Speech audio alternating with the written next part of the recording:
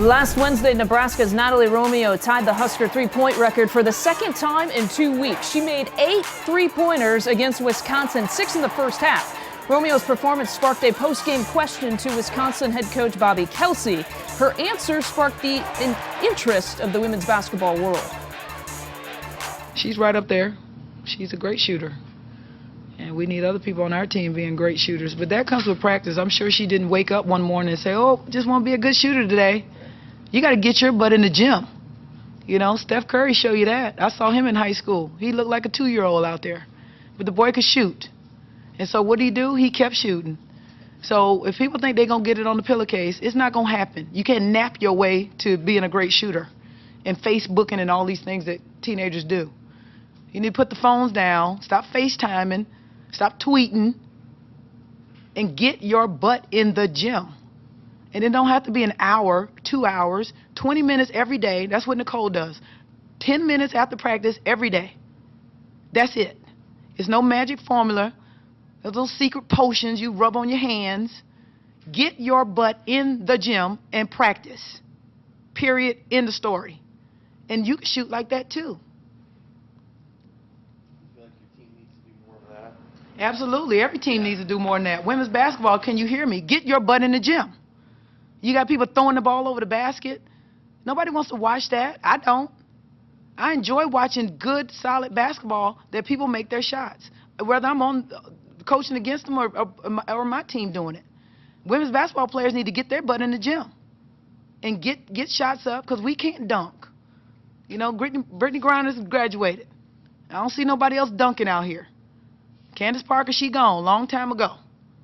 People need to get in the gym. That's where our game needs to grow. We need to be shooting the ball and making it, and then people will come out and watch us play. Sorry to go on my soapbox, but that's how I feel about it. We need some more Romeos and Baumans out here.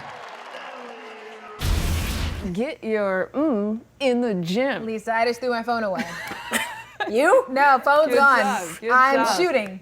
I'm new Steph Curry. The one thing, and I spoke to Bobby Kelsey today, and the one thing she wanted to get across is she wasn't trying to throw her Wisconsin players under the bus. This was a broader message for women's basketball players, or just basketball players across the country. And in talking to some college coaches, they all were like this. Yeah. Thank you. Yeah. What was your reaction? Here's where she was right. I mean, there are some times where you watch games and there are quite a few missed layups. There are quite a few turnovers. But I will say this, after you've watched women's basketball, maybe the last 5 to 7 years, you are seeing not only maybe the top 3 teams, but you're seeing the top 10 teams now produce elite athletes and hit on consistent marks and hit those layups. So it is about getting in the gym and building that muscle memory.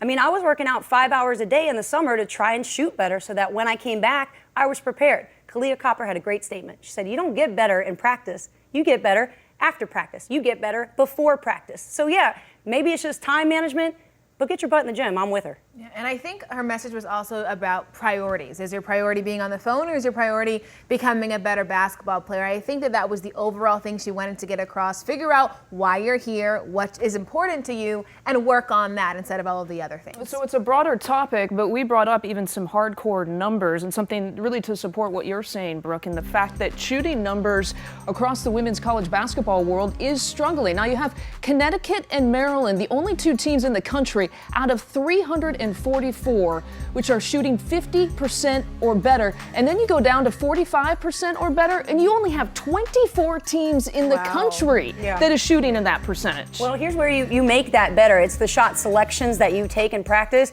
You know, a lot of times women basketball players, I see them drive to the hoop and then try to bail themselves out with a foul or take long threes. The mid-range game is available, pulling up for those short jumpers, but you got to feel comfortable taking them. And until the quality of shots get better and the confidence will get better because they're spending time in the gym, and the young Skylar Diggins of the world and the young Shatori Walker-Kimbroughs, they're out there and they're putting time in. So now it's time to see it. But what do you contribute that dip in numbers to?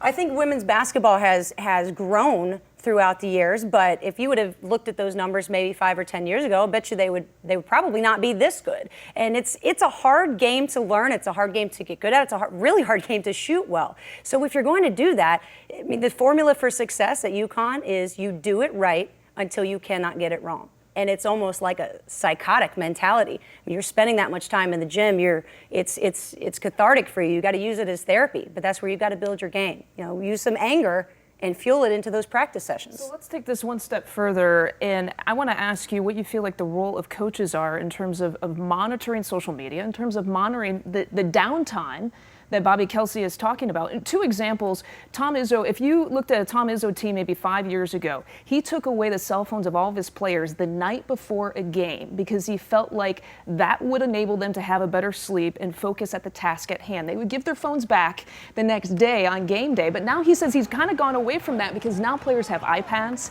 and they'll get like a second cell phone. So what is the role maybe of coaches these days in monitoring that downtime, do you feel like? I think it's setting clear expectations and knowing as a coach what you expect and as players what you expect. And if you are a player and if that's an important part of your life, you need to feel strong enough to sort of speak up and stick up for yourself in that. But you've got other teams that do a ton of social media and some that don't do any at all. It's about managing your time. Like you were saying, Taylor, you got to put your priorities where they belong. Yeah, and on top of that, I think it is about the type of player you are. Like he said, I can take it away, I can kind of shield you from it, but if I want to get to it, I'm going to get to it. So it's about having players on your team that are focused on being great basketball players before anything else. One other story I'd like to pass along too, and just encouraging communication, not just taking away phones. Brenda Fries of Maryland saw 2 of her players going to practice one day, and they weren't talking to each other. They had the phones like this.